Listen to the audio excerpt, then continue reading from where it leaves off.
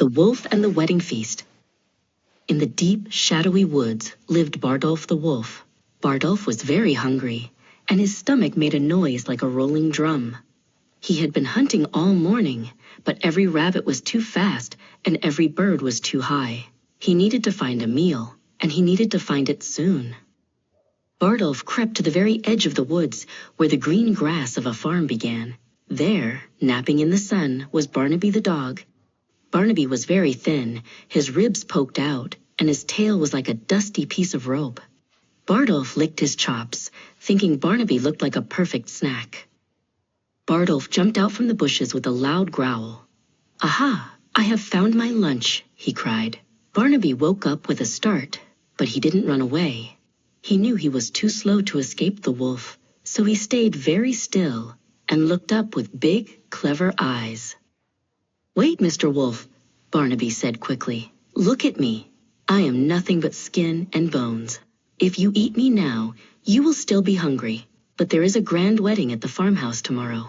There will be cakes, meats, and plenty of treats for me to eat." Barnaby wagged his thin tail. "If you wait just 1 week, I will be as fat as a prize pig. I will be the best feast you have ever had." Bardolph looked at the skinny dog and then at the farmhouse. He started to imagine a much bigger meal. Bardolph decided that Barnaby was right. "Very well," the wolf growled. "I will go back to the woods and wait. But you must promise to stay right here so I can find you when you are plump and juicy," Barnaby promised, and the wolf trotted away. A week later, Bardolph's stomach was rumbling louder than ever. He ran back to the farmhouse, imagining the fat dog he was about to eat. "Barnaby," he called out from the edge of the field, "the week is over. Come down so I can have my dinner." Barnaby appeared, but he wasn't in the yard. He was sitting high up on the roof of the porch, where Bardolph couldn't reach him.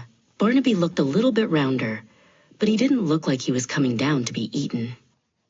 "I'm not coming down, Bardolph," Barnaby shouted, "and I'm not alone either." Suddenly, a massive dog named Titus stepped out onto the porch. Titus was twice as big as the wolf, with a deep bark and shoulders as strong as a bull. He stood right in front of Barnaby. Bardolph realized he had been tricked. He knew he couldn't fight a dog as big as Titus. As he turned to run back into the forest, he remembered the lesson he had learned. Never trust a promise made by someone who is trying to save their own skin.